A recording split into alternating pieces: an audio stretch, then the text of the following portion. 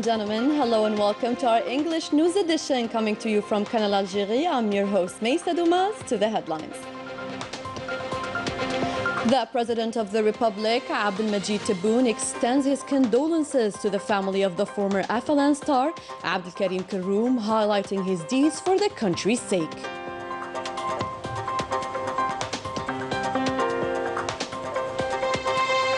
In the words of the FAF boss, the President of the Republic expresses his full support for the national football team ahead of their opening game in the African Cup of Nations.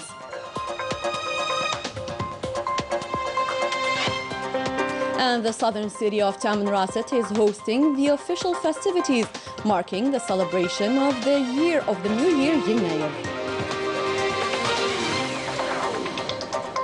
Those were today's headlines. First in our news, the President of the Republic, Abdelmajid Tebboune, sent a message of condolences to the family of the deceased, the late Mujahid or war veteran and former FLN football player, Abdelkarim Karoum. Following this sad event, Algeria loses one of its heroes who hosted the national emblem high under the banner of the National Liberation Front. President Tebboune said, quote, "In this painful ordeal, I would like to express my sincere condolences and my deep feelings of compassion and sympathy to the family of the late and the entire sports family, praying Allah Almighty to welcome him into his vast paradise. To Allah we belong, and to him we shall return," concluded the President of the Republic. Abdelkarim Karoum had a long and rich career in football, both inside and outside the country, and when called to join the National Liberation Front's football team, he did not hesitate. Let's find out more about Karoum's football achievements in this report by Manal Maafa.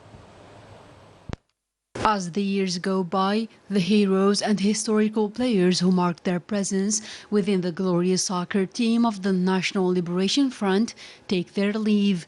2 months ago, during the celebrations of the 67th anniversary of the outbreak of the November Revolution, Algeria lost Mohamed Soukan, and 2 years earlier, the sports scene bid farewell to Saïd Amara. And today, we say goodbye to the Mujahid Abdelkarim Karoum, the emblematic figure of militancy for the Algerian cause and the recovery of the independence. Abdelkarim Karoum was born on March 25, 1936 in Saïda province.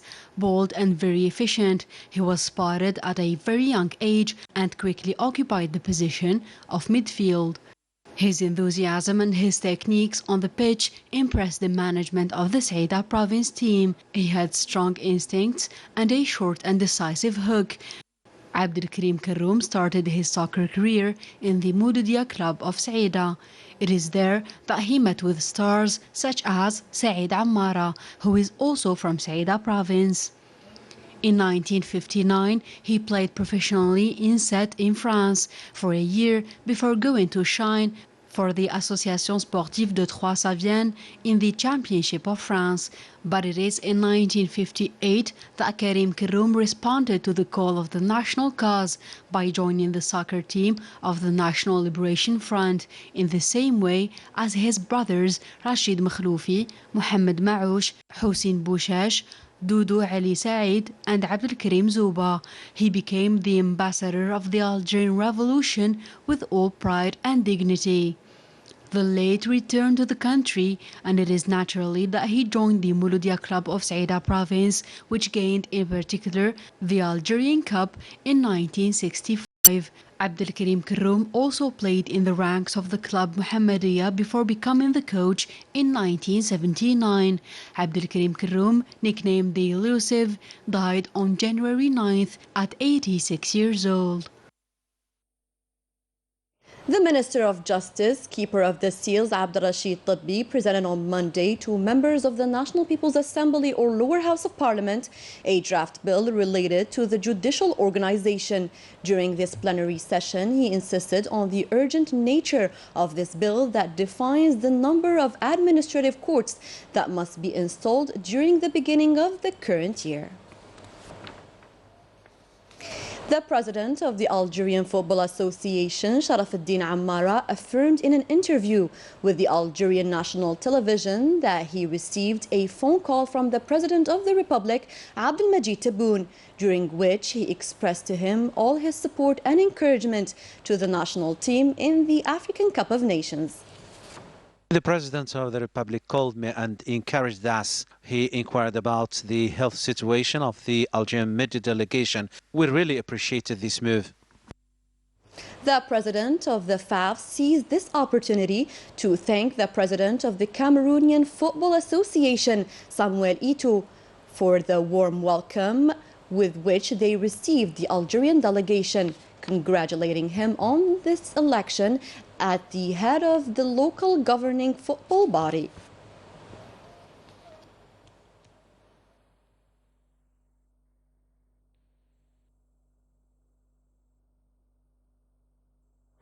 In Cameroon, where the African Cup of Nations is taking place, the coach of the national football team, Jamal Belmadi, held on Monday morning a press conference where he talked about the conditions in the city of Douala, among other topics like the preparation of the players and the objectives set during this tournament, starting from today's game versus Sierra Leone. The details with Leticia Sidqawi. The coach of the national team, Jamal Belmadi, has expressed during a conference held Monday the readiness of the national team to preserve their title as champions of this major competitive event, the African Cup of Nations, and that the majority of the participating teams are capable of winning the trophy. He also talked about the suitable accommodation conditions, which allowed the players to rest and sleep well. For the climatical conditions, the coach has expressed that he is positively surprised, having expected more heat and humidity, and that the time of the first match isn't ideal, but the team has prior experience playing earlier than usual.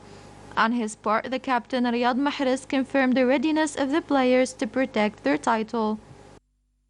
The largest textile factory in Africa is situated in Algeria, precisely in the province of Ghelizan, a fruit of an Algerian-Turkish partnership that aims to reach international market in the near future. More details with Melissa Kabash.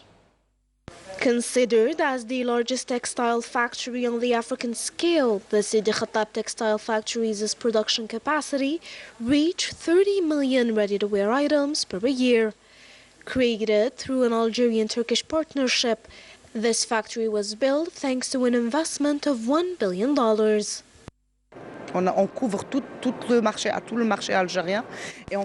We produce all types of threads and fabrics. We cover all the Algerian market with an aim to increase our export capacities.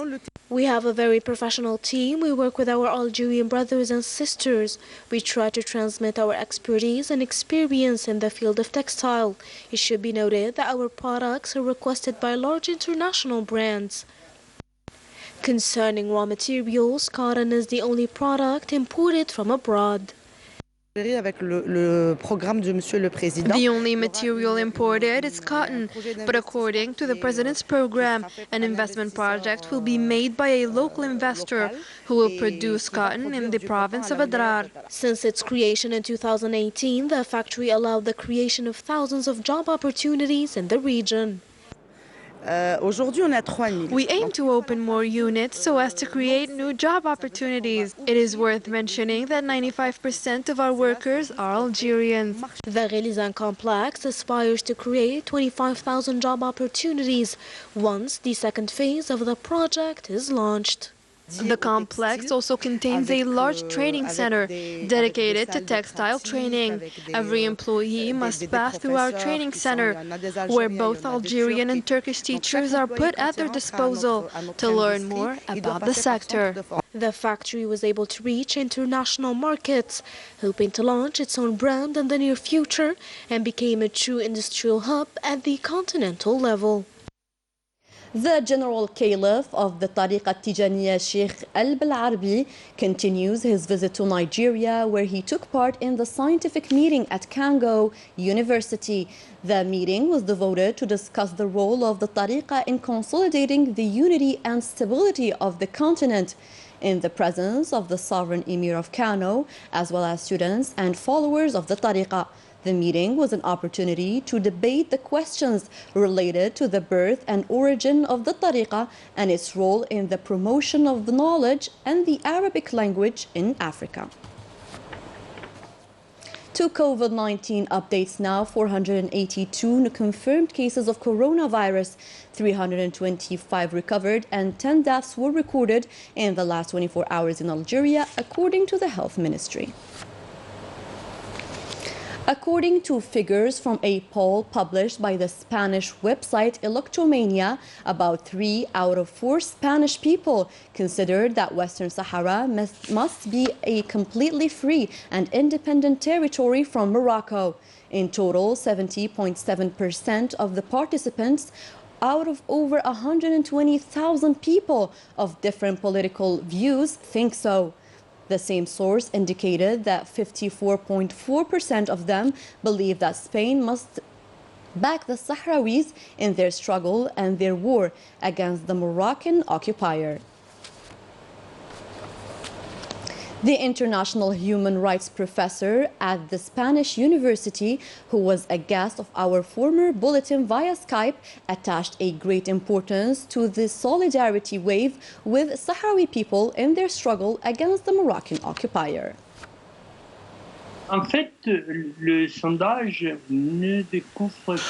Indeed, the poll doesn't reveal anything new. We already know that. The Spanish support to the Sahrawi people goes back to many years ago, despite all the official propaganda by the government and the media.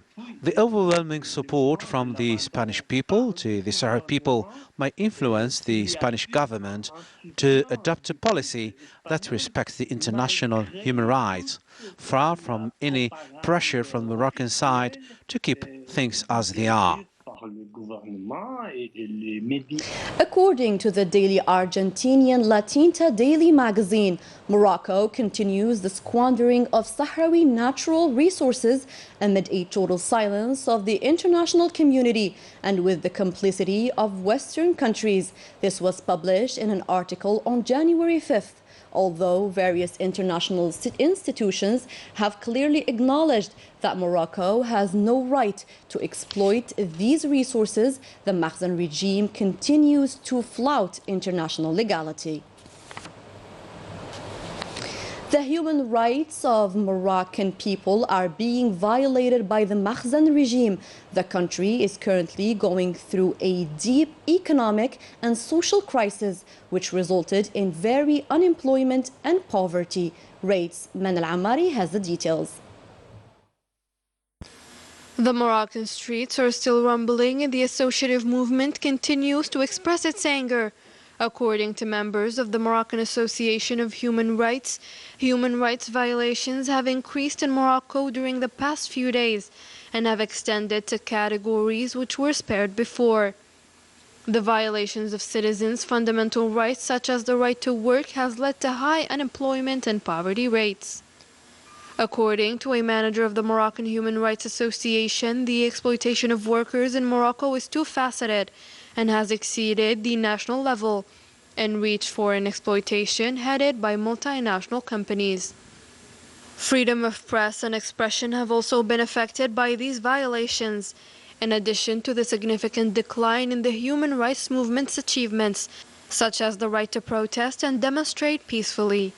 Although the Moroccan people became aware of their rights, the Makhzen's judicial institution, supposed to protect citizens, eventually fell under the service of the state and of violations of human rights and freedoms. Regarding the Makhzen's regime's normalization with the Zionist entity, the association also mentioned the dangers and consequences of this approach, specifying that it is considered a new genre of colonialism, which exposes the region to war and conflicts. The National Association of Unemployment Graduates condemned the repression that its members suffered at the hands of the security services, stressing that the authorities are fully responsible for this situation and for the delay in meeting the demands raised.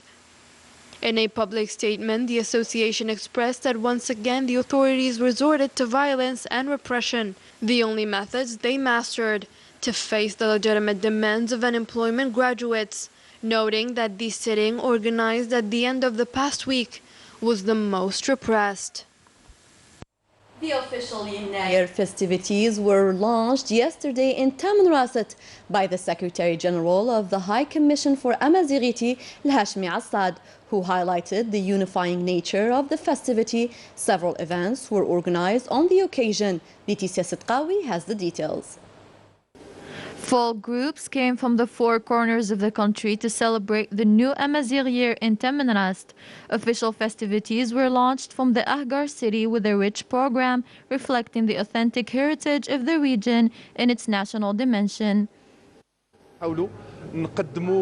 We are always present at such events to present our handicrafts. These objects and outfits represent our Amazigh legacy and identity. We must absolutely pass them on to future generations. It is a boon for us craftsmen. This event allows us to expose our handicrafts to visitors. This event witnessed for the first time the participation of members of the Republican Guard who offered the present public a real show. We have noticed this year a good organization. We appreciated the parade of the Republican Guards and the habits and costumes of this region. Every year, the celebration of the Amazigh New Year is an opportunity to honor material and non-material cultural heritage. It is also a way to preserve ancestral traditions for future generations. That was it for our news edition. Thanks for tuning in to our program. Good night.